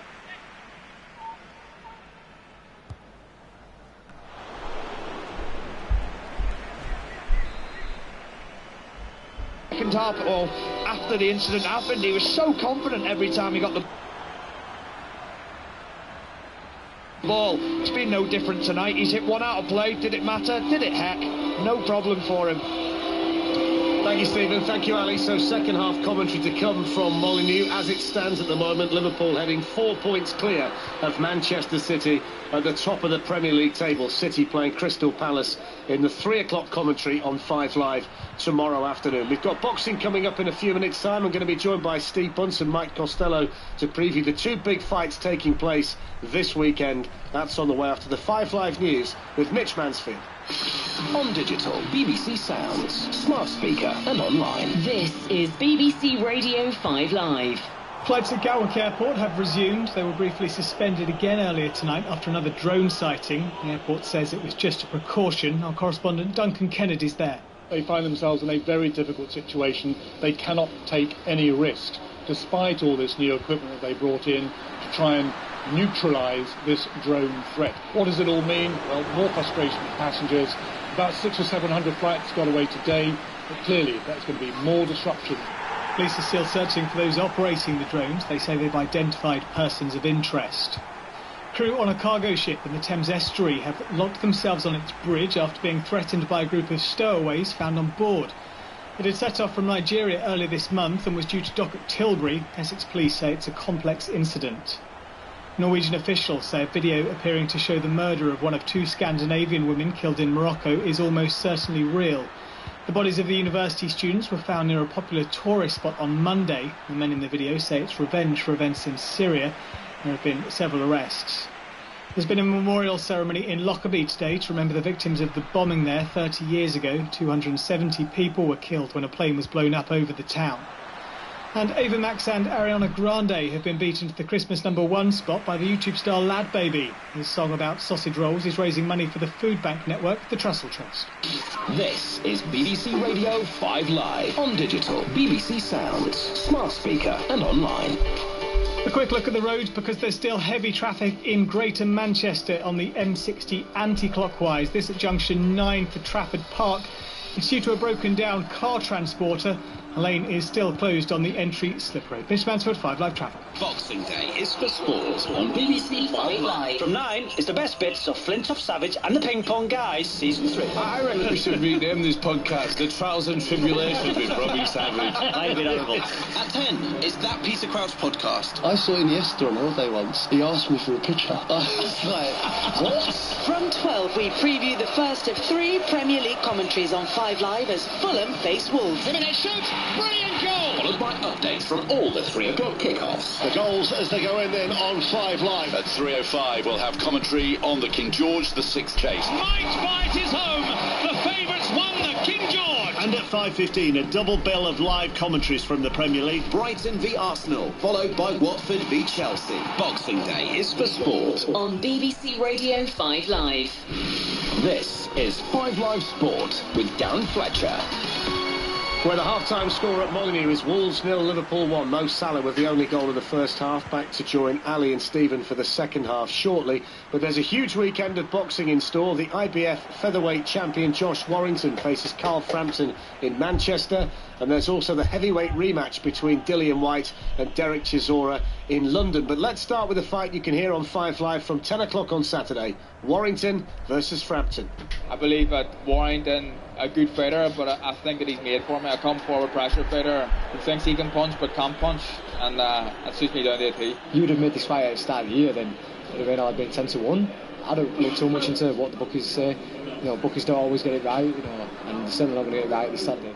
So there's the two fighters. Warrington weighed in at 8 stone 13 pounds and 9 ounces, with Frampton coming in 8 stone 13 pounds and 14 ounces today. Joining us now, 5 Live boxing analyst Steve Bunce and correspondent Mike Costello. I've got all posh with the titles tonight, fellas, because we're so near to Christmas. But let's cut to the chase. Having seen them on the scales today, did you see anything catch your eye when you saw the two of them ready for battle today? Yes, it did, and for the first time, and I've watched both of these a lot in the past, Darren, but I don't know if it struck you, Steve, because I've not been able to speak to you since, but as they stepped off the scales and before they did the nose-to-nose, eyeball-to-eyeball photograph stance, they faced the stage. Both of them faced the crowd from the stage, and it struck me actually that Josh Warrington looked quite a bit bigger, naturally bigger than Carl Frampton. Now that's the first time that's really struck me. But then I thought back, we've only ever seen them at press conferences in suits or in tracksuits or whatever. But that's just something that struck me as they stepped off the scales. It hasn't changed how I think the fight's going to go. I still think it's going to be one of these where it's quantity from Warrington against quality from Frampton. Not to say that what Warrington does isn't quality. I'm just saying that the more precise, the more hurtful, the more clinical punching comes from Carl Frampton. So it hasn't changed my opinion on that score, but I just wonder about that overall strength from the man who's been a featherweight his entire career. Frampton hasn't been. I was listening last night, fellas, before you dive in, Budsy, I think you're both at the outset when this fight was signed. I think a lot of people thought Frampton, clear, Frampton, no problem. He's got the better record, he's the better fighter. I think you're all moving a little bit more towards Josh Warrington with each hour that gets nearer the fight. As you say, Mike, you've not changed your mind, but you were starting to move that way a little bit last night with Ellie. I mean, I was starting to move that way a little bit before last night with Ellie. I'd gone from being Frampton, I think he's going to be too strong, too physically strong and know too much, and he's got brilliant timing and great feet. We talked about that last night with Ellie on 5 Live. And then this last couple of days, I'm starting to talk to people who have seen the two of them spar. 1 or 2 people I half judge, and they're saying, look, I'm really fancying Warrington now.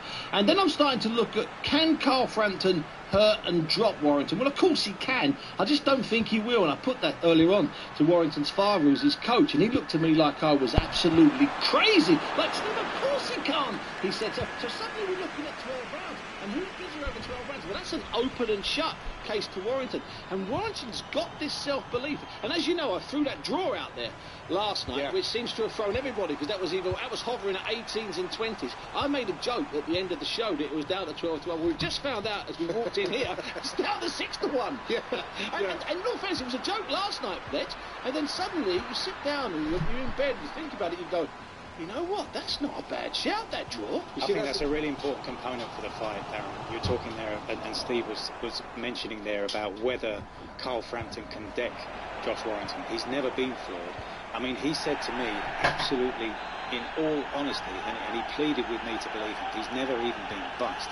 Now, that's really important, because if Frampton is going to keep him away, he is at least going to have to gain his respect with really hurtful clinical shots. It might well be he just hasn't shared the ring with anybody who hits as hard and as accurately and as precisely as Frampton does. I'm fascinated by your observation as well, because Steve said there when he was chatting about his initial thoughts on the fight, that you were saying you thought that Frampton may be too strong, maybe too big for him. Then visually today, you've seen a different side to this, that Warrington maybe looks bigger, so maybe that advantage that people thought Frampton might have may not be there. And sometimes, you know, it pays just to go with a hunch. I'll repeat, I'm not changing my original forecast here, but, you know, we've been talking in the past few days, Steve and I, about the number of fights we've got wrong this year. And we're actually in good company, because many a second favourite has won the big fights this year, including Josh Warrington, who was one of the biggest outsiders of all the big fights in Britain this year. He was a 4-1 second favourite. 4-1 in a fight is virtually a no-hoper. That's the kind of price Tyson Fury was against Vladimir Klitschko. So that's, you know, it is absolutely boiling up in a fascinating way. But sometimes, you know, I was talking to Steve earlier today about something that struck me about the fight the rematch between David Haye and Tony Bellew. And I analysed and watched the first fight. And then I went to interview David Haye. And as I sat down and the camera lights were on, and the TV camera lights were on, the first thing that struck me was, relatively speaking, geez, you were good. And if I'd taken that away, instead of all the analysis and all the thinking, that would have been your starting point. And so that made me think about Warrington stepping off the scales today. Look, I'm not saying he was gargantuan and Frampton was tiny, but it struck me that he's naturally the bigger man. So you can hear the commentary of the fight tomorrow night on 5 Live. Warrington against Frampton, both weighed in today. Also tomorrow night, it's bizarre this, because we've got 2 pay-per-view events, 2 big fights on the same night, which doesn't happen. Derek Chisora against Dylan White. The first one was an absolute barn burner, I think they call them in the US. We talked about what you saw at the weigh-in today. I was flabbergasted on the television today when I saw Derek Chisora take his top off. Bunsey said on the way-in, there's always been that body in there fighting to get out, but he is in terrific shape. The shape of his life, Derek Chisora. He's in terrific shape, but he's not used to boxing with that body. So how will he adapt? He's always been carrying more bulk around the ring. Will it suit him? Is he used to being that light-footed, that flexible? So that's a key factor here, how he adapts to that new body. Now, of course, he'll have been sparring with that body and he'll have been in the gym, but look, it looks impressive, but it doesn't necessarily mean it'll work in his favour. And Dillian White is also very, very light, relatively speaking. So, you know, I think what it spells out is that they know what this means, because for the loser, you're a long way down the road to nowhere. Well, I think that's a bigger factor, Bunsey, than the winner, because I think the winner's still got a problem whether they get Joshua next or not. I still think they've got a bit of waiting around to do potentially. But as Mike said, if you lose it, you can forget it, because there's so many good heavyweights around now. Yeah, there's one loss that works, and that's if Derek Del Boy Chisora were to win. Because Derek, let's get this right, is not going to fight Joshua under any circumstances, I assure you. So if Derek Del Boy Chisora wins, gains revenge over Big Dillian White, then they have a third fight. So that takes care of that loser. If Dillian White were to repeat the win and maybe make it a little bit cleaner and without any controversy, then it does put Del Boy Chisora in a tricky place. Over the years, I think it's 8 defeats Del Boy Chisora's had. He always loses to good guys. He doesn't get hurt. He has hard fights, real wars, but he generally fights with that little sheen, that little layer of body flesh. That's what he has. It's not fat, it's just body flesh. Lots of heavyweights are like that. Tyson Fury's done that. Great Larry Holmes was like that, for God's sake. Not every heavyweight needs to be ripped like Joshua, like David Haye was, to be perfectly honest. So in all fairness, almost put the body thing aside, put the body issue aside, unless, of course, Del Boy really believes he can jump on Dillian White and catch him early, in which case, he may actually leapfrog Dillian and get to Joshua, because if he knocks out Dillian White in 3 or 4 rounds, get Josh, they'll have a challenge tomorrow. Yeah, I tell you, it'll be like wrestling tomorrow. Someone might need to get one of those big ladders they have in there, the big wrestling, the brawl for it all, or whatever they're doing. That's what they might need, a cage around that. The briefcase at the top of the ladder, you've got to get the briefcase out. The showdown of the Finchley ABC boys. There you go. Yeah, for the richest prize in sport. Yeah, I've been telling my missus for my entire married life that little layer of fat on your body is actually a good thing. Larry Holmes, I've forgotten to mention that Larry Holmes had it too. That was the name I left out of the conversation. And that would be all the difference with your missus, I can assure you. Why didn't you say Larry Holmes looks like you? We wouldn't have had this conversation if you'd have mentioned Larry Holmes. What a year it's been. I mean, you guys have never been off the radio. You've been doing all the big fights. You've been all over the place. The job that you two do is brilliant anyway, but you've had so many big stories, big moments, big nights to build up to this year. And I heard you say last night, it's never been this good. I mean, it's crazy where we are at the moment. Every week you turn on the TV or turn on the radio and there's a big fight. Well, you've got Anthony Joshua, who twice this year in Cardiff and at Wembley Stadium in London attracted crowds of 80,000 or thereabouts, and he's only part of the story. That's how important and massive a year it's been for this sport. It's been a fantastic year with those pair as well, covering it every step of the way. And don't forget, you can hear the fight tomorrow night. Josh Warrington against Carl Frampton, live from Manchester. The coverage from 10 o'clock on 5 Live. Mike alongside the former middleweight world champion Andy Lee. And don't forget, you can subscribe to the Costello and Bunce podcast as well for all the best reaction and analysis to a big weekend of boxing. One scoreline coming in from Germany tonight. Borussia Dortmund are 2-1 up in their match against Mönchengladbach, and Jadon Sancho has helped himself to another goal. The players are out there on the field for the second half at Molineux. Liverpool a goal up thanks to the Mo Salah goal in the first half. Fantastically taken goal by the Egyptian for Liverpool, and as it stands, Liverpool heading 4 points clear of Manchester City at the top of the table. Alistair Bruce Ball alongside Stephen Warnock in the rain at Molineux tonight. Jurgen Klopp, Stephen, I'm sure is looking for more of the same, because from when they got the goal, Liverpool, they've got a fair semblance of control, haven't they? Yeah, I think there'll be a little bit of frustration from Jurgen Klopp, though. I think there's been times where they've tried to play out from the back and been caught out, and that's given Wolves a few opportunities. So I'm sure he's said a few harsh words in the changing room to tighten that up, because that's not how you get clean sheets in the Premier League. We've had fireworks, we've had DJs, we've got the rain, we've got the second half. Here's Ali. Thank you, Darren. Just underway. Wolves 0, Liverpool 1. Mo Salah's goal in the first half separating the two teams. Wolves in the old gold and black kit at home, playing from left to right in this second half. They've immediately given the ball away, and that could mean problems for them. But Sadio Mane has run into the enormous figure of Willy Bolly, who has made the tackle. Neither manager's made a change at half-time. I'll remind you the teams in just a second. Naby Keita, little sideways ball to Fabinho, who floats it forward looking for the run of Salah, headed away from him. Fabinho wins the next header in midfield. Adama Traore does very well to nutmeg him.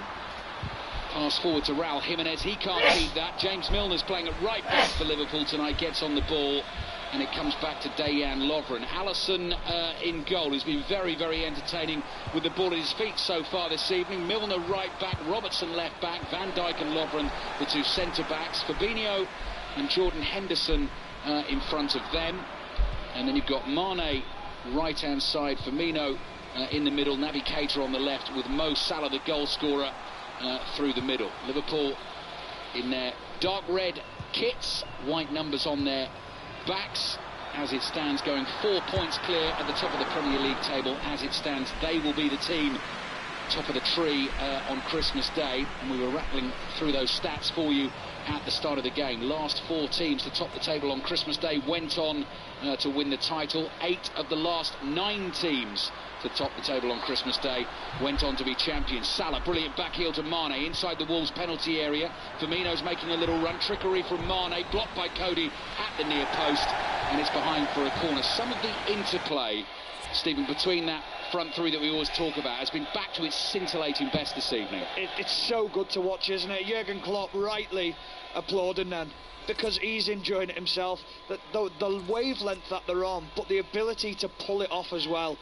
I mean, Wolves are in for a heavy night tonight if they're not careful, because them three look really up for this. 2 minutes gone in the second half. Liverpool corner, an away swinger from Milner. Salah controls it on the edge there, drives the shot just over the bar, always rising. Not quite a half volley, it was just slightly higher on the bounce than that. He caught it sweetly, he just couldn't quite keep it down. Just saw a tweet from Chris Sutton at half-time that said, I think very tongue-in-cheek, what an iffy season Mo Salah's having. What a Not like finish. Chris to be controversial, is it? No, I know Chris is joking. Fantastic finish from Salah, his 14th goal of the season. Chris and I'll be back with you, by the way, on Sunday.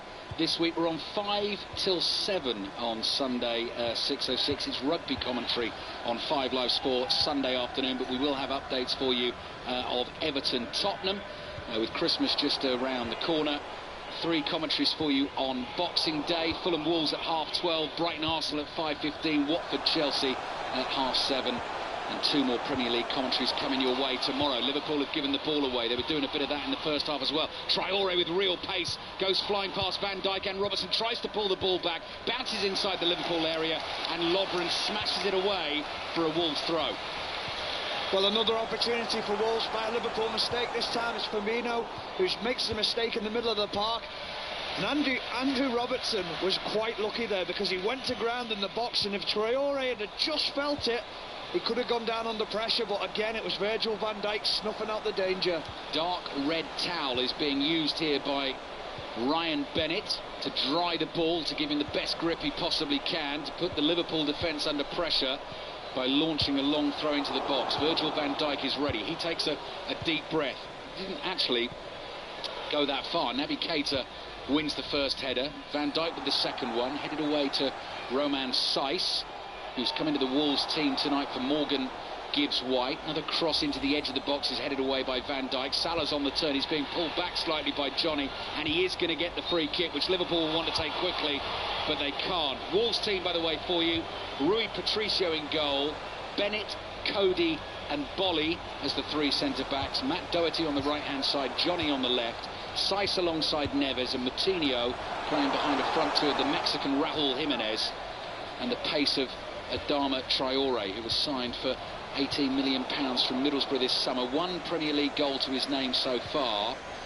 And sometimes, as we always say about him, kind of the legs get ahead of the brain. He's moving so fast, he then can't make the right decision with the final touch. But goodness me, he does always offer that threat. 5 minutes gone in the second half. Mane out to Milner.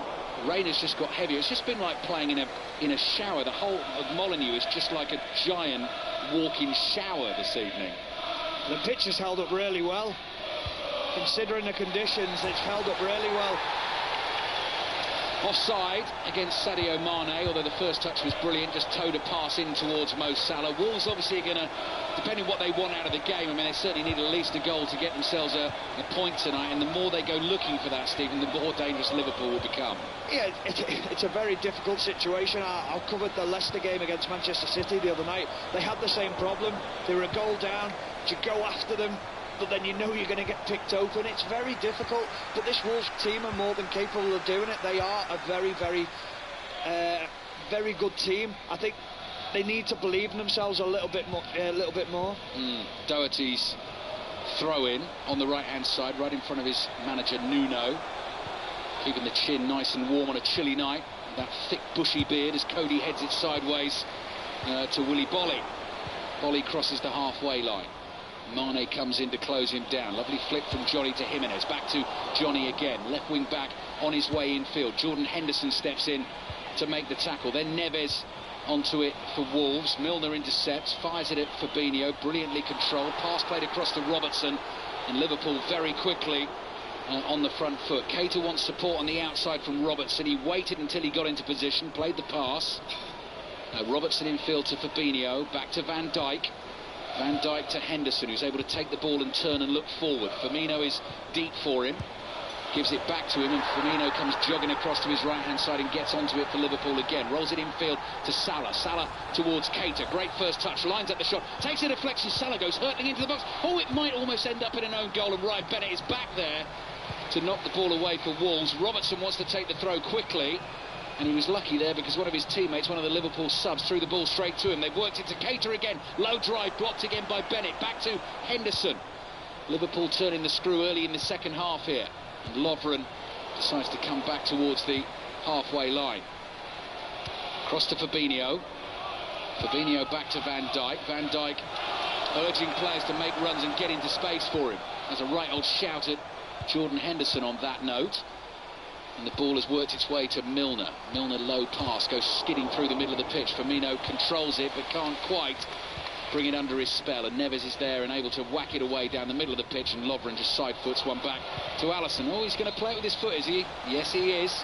Just sucked Jimenez in and plays a lovely pass away to Milner. Milner towards Salah. It's interesting to watch Alisson's second half when it's in with the chances. I know that's the way he always plays, but whether Klopp will have had a word to all of them at the back, because they did give Wolves a few sighters in the first half. I think it's more the defenders. I think it's the chances that they created. I don't think he'll say a word to Alisson because he knows that's his style of play. Once he starts telling them to play a different game, I think you'll see a different keeper. You don't want to put any doubts in his mind. It's different with defenders. Their decision-making is completely different. I think Morgan Gibbs-White is on his way, which is going to be a treat to watch him. Have you seen him play live yet, Steve? I haven't seen him play live. Brilliant. I've watched him a few times on the TV, and I've seen the highlights, and he is an outstanding talent. going to turn 19 next month. Already a World Cup winner with England. England's under 17s. Last year, October in India, I saw him start here against Chelsea, and he really did catch the eye. Mane back to Henderson. Henderson quickly sweeps the ball out to the right-hand side. Milner in an attacking position for Liverpool. Back to Henderson, swings it high towards the far post. Doherty is underneath it to head it away for Wolves, only as far as Robertson. Robertson low ball into the edge of the box. Nice first touch from Salah to Mane, trying to turn, lays it back to Milner, who gets underneath the shot and balloons it over the crossbar. I think had he hit it with his right foot, he might have been better. I mean, he had to hit it with his left because it was on his left, but obviously he would have preferred it on the right. I don't think he wanted that much pace on the ball. I think he wanted a softer pass from Mane, so he could sort of wrap his foot completely round it, his left foot. It's fizzed at him a little bit too hard. We're just seeing the replay from Raul Patricio as he comes flying out of his goal, punching the ball onto the back of his own defender, and Wolves get away with that one. Wolves 0, Liverpool 1. Former Liverpool and England defender Stephen Warnock with us on 5 Live. Robertson intercepts, but then the ball goes out for a Wolves throw on the right. And while it remains 1-0, then Liverpool aren't safe. They don't have the 3 points in the bag. Wolves have shown that they can create the chances, and I think we both feel, Stephen, don't we, in terms of this title race, Liverpool have to win this game tonight. They do. It's as simple as that, because you can't afford to drop points. These are the games where Liverpool have faltered in the past, where they come away from home, or they had the lesser teams come to Anfield and struggled. But this season, they've done the job at hand, and they need to get this job done tonight as well. But Wolves are giving them a real good game tonight. They're really standing up to the fight, and they look dangerous at times. Right, Traore's on the charge. Starts to run inside his own half. He's already beaten 3 players, and then he clips a pass forward. Saiss has got to run hard to get this. It slows up for him. Cross comes in. Lovren is there to clear with his right foot at the near post. So exciting that from Traore, just able to whiz past players at full speed. Great skills from Willy Bolly this time to leave Mo Salah standing. Then he looks away to his right-hand side and gets the pass wrong, and it goes straight out for a goal kick. Yeah, it's unlucky from Willy Bolly. For me, very good defender. On the ball, he's probably not as comfortable. Once he's done the first bit of trickery, just give it to the better players. Let them finish that pass. Naby Keita is down. He's lifting his shirt up to show where the problem is. What are you spotting, Stephen? Who are you thinking is getting ready to come on here? Lallana, possibly, for Liverpool, getting ready to go. So Keita's down flat on his back. Wolves 0, Liverpool 1. 11 minutes gone in the second half. Obviously, with the games coming thick and fast, Stephen, Jurgen Klopp is going to have to use the squad. Just talking about Liverpool's midfield this season, I mean, if you're talking of them as a 3, what is your best 3, or does that depend on opposition, do you think? I think it does. The best midfield 3, does it include Naby Keita at this moment in time? Probably not. I don't think he's fully up to speed. I think he shows glimpses of brilliance, but then he shows glimpses of rawness, which just needs to be sort of polished and a little bit ironed out, if you like. You always go to Milner, Henderson, Wijnaldum in the big games when it really matters, because he knows that they know the jobs, they know it inside out, and he knows more often than not they're between a 7 and a 10 every game, so that's a great opportunity for him. Just seeing shots of Trent Alexander-Arnold in amongst the Liverpool fans this evening. A big thick black coat on, black baseball cap on his head at half-time, is doing the decent thing and having all the selfies done. Naby Keita off, Adam Lallana on. He quickly needs to get his Liverpool shirt on. Number 20 on his back, little high five with Naby Keita. And so Lallana comes into the game for Liverpool, who's still steadily, slowly but surely on his way back, having obviously missed the World Cup last summer with England and played there. I think only started 1 Premier League game last season. Yeah, I spoke to Adam not so long ago. He's been having a few sort of issues with his diet and things like that, trying to find the best way to get himself fit, trying to stay as healthy as he can. He feels like he's in a good place at this moment in time. He is a big player for Liverpool. You think about a couple of years ago, he was Liverpool's player of the year, England's player of the year. everyone was looking at Adam Lallana as the main talent in England. If he can get a run of games going, he could have a massive say with Liverpool in this title race. 13 minutes gone, second half. Mane towards Lallana, brilliant flick. First touch is fabulous, finds Mane. Mane still on the dribble from right to left across the Wolves' half. Then he's clattered by Saiss. Pawson plays advantage, and this might work out for Liverpool. Robertson towards Firmino, back to Robertson and wide left to Lallana, who immediately is full of little flicks and tricks, moving the ball from left foot to right foot. Fabinho has lost it under pressure. Wolves come on the break. Neves didn't really have an option ahead of him. Traore's there now. He's going to take on Van Dijk. What brilliant defending by Van Dijk. Stays shoulder to shoulder, wins the ball, gets it back to his goalkeeper. It's just a Rolls Royce, isn't he? I mean, incredibly, Van Dijk's actually clocked the fastest time for Liverpool in the Premier League this season. He's the quickest player, but he never has to show it unless someone like Adama Traore comes up against him, and you know he's got it. But it wasn't just the speed, it was the strength as well, reading the game. He's a colossus, isn't he? He's so good to watch.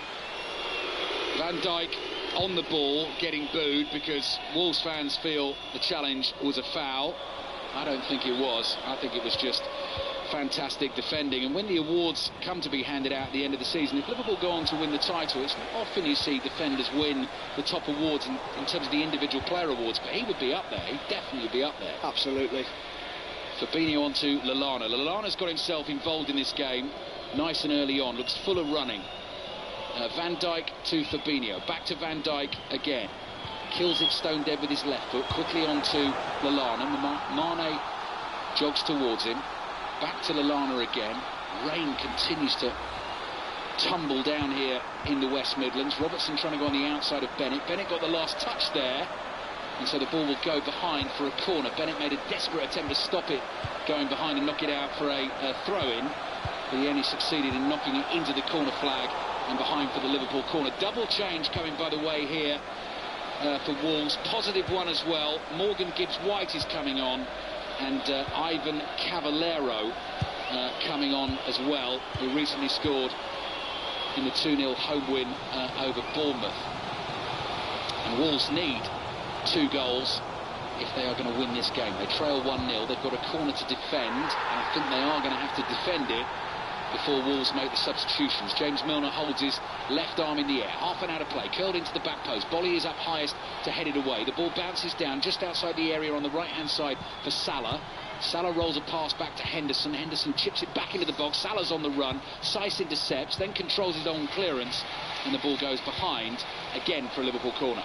Once again, it's Salah, so lively. Little darting running behind, and Henderson, almost perfect pass. Well defended, though, from Wolves.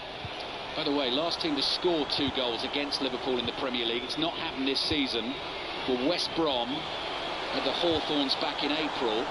But Liverpool's goalkeeper and back for that day were Karius, Gomez, Clavan, Van Dijk and Moreno. It's a very different defence this season, and the stats are proving that. Corner for Liverpool. Milner takes it. Bolly is there again for Wolves. Gets a good header on it. Traore is trying to turn Lallana on the edge of the box here. Milner's in with a challenge as well. He's a really stocky, short, strong player, is Traore. He's done well. He's cleared the ball. Great flick on by Moutinho. Jimenez on the ball. Johnny wants it ahead of him. Ball is floated in towards Johnny, who's offside. And so Liverpool will get themselves a free kick, and another Wolves attacking opportunity breaks down, and now they are going to make the double change. So first on will be Morgan Gibbs-White. He looks cold, actually. He's shivering somewhat, rubbing his hands together, blowing on them to try and keep warm. Gibbs-White for Moutinho. I think that's probably going to be like for like, Stephen. I think Gibbs-White will drop in that hole. Yeah, it looks that way. Also for Wolves, number 37, Adama Traore. And Traore's coming off, which I always think is a bit of a shame because you never quite know what's going to happen with him. But Cavallero, again, is similar for Wolves. Yeah, another speedster, tricky player.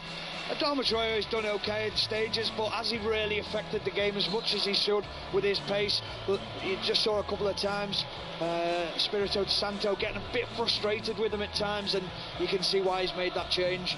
Stephen Warnock with us on BBC Radio 5 Live at Molineux. We've not quite had the fireworks of the first half in terms of the entertainment, but the game is on a knife edge, and we know that fans of other clubs in this title race, in particular Manchester City, will be listening with interest and wanting Wolves to do them a favour. If Liverpool win, they go 4 points clear at the top of the Premier League. It will be 7 Premier League wins in a row, with Newcastle up next at Anfield on Boxing Day. But a fair bit of football to go tonight. Before that, Milner with his left foot finds Salah. Salah just on the jog here. Little ball to Firmino, back to Salah, starts to move dangerously infield, curls a pass into the box. Bennett half volleys it away for Wolves. Cavallero with a flick on, that didn't come off, and Firmino back on it for Liverpool. Pass immediately blocked at source. Cavallero again looking to get onto that down the left-hand side. Henderson intercepts, and the ball's out for a Wolves throw. There's three passages of play there where Wolves clear the ball every single time. Liverpool snuff it out. They're on the danger straight away. That's the difference this season. The set-up off the ball to win it back straight away and not let teams have a couple of passes is completely different. Mane's headed forward, picked up by Salah. Fabulous first touch inside the box, trying to wriggle his way through, but he's tackled there by Cody. Saiss sweeps his clearance towards Cavallero. Finds Saiss again, left-footed pass out towards Doherty. Chests it down on the halfway line on the right-hand side. Back to Neves. Doherty continues his run down the right. Neves can't find him with the pass. Liverpool immediately look to see if there's an opportunity on the counter, looking for the second goal that could win this game. Lovren on the ball for Liverpool. So Liverpool still without the likes of Joe Gomez after the fracture to his lower left leg against Burnley. Alexander-Arnold, who's in amongst the fans tonight. Alex Oxlade-Chamberlain, who's going to miss the whole campaign, we think. A bit like Lallana, you almost forget about him completely. But again, another fabulous attacking option for him when he is there. But here's Jordan Henderson. Gets Liverpool moving forward again. 25 minutes to play. Jurgen Klopp wants concentration. Lallana to Robertson, and now Firmino. Firmino goes bustling forward, finds Mane, back to Fabinho, into Mane, right in the middle of the Wolves half, on the turn, slightly loose pass, gets lucky and gets it back here off the deflection. Firmino's tackled, Cavallero chases the loose ball, Fabinho's got it covered, and then he just slowed up for him and only just crawled over the touchline to go out for the Liverpool throw. Here's Lovren. Lovren across the half to Van Dijk. Liverpool in control, leading 1-0. And Van Dijk and Robertson exchanging passes. No pressure on the ball whatsoever. Firmino very deep there. Just uses a link man to find Lovren. Milner back to Lovren again. I mean, there's no urgency for Liverpool here. They have the lead. Wolves have got to come and get the ball off them. Well, that's what they want. They want to draw Wolves onto them. As soon as they draw them onto them, they can make a few passes. Sloppy ball from Lovren out of play, though, and that gives Wolves a little bit of incentive. But Liverpool's game management in this second half has been so much better. You can see the improvement that they've made. Wolves have it. Ryan Bennett inside his own half. Slow build from the home team. Connor Cody with his right foot across to Willy Bolly. Measured pass up to Saiss on the halfway line. Johnny with the first time ball to Cavallero. Lovren stepped off him. Cavallero is able to turn back towards Gibbs-White. Didn't give him much of a chance there. Mane was in to win it. Milner has it. Liverpool player down. Attack continues, and Salah is speeding away down the right-hand side. Firmino looking for him. Cody in trouble here. He's nutmegged by Salah. Salah across to Mane. This could be the goal that kills it. Lallana's in there, drives it low, and it's blocked at the near post and behind for a corner. Well, what play from Mo Salah. He just nutmegs, I think it's Connor Cody at first, then he dinks inside. Lovely way to pass to Mane, and it's possibly one too many passes. Just carries it on to Lallana, and he is very well closed down by the defenders and the goalkeeper. Corner for Liverpool then, which Adam Lallana is getting ready to take. His last goal back in May 2017, he was close there. Camera close up at the moment on a puffing and panting Mo Salah, who is very much at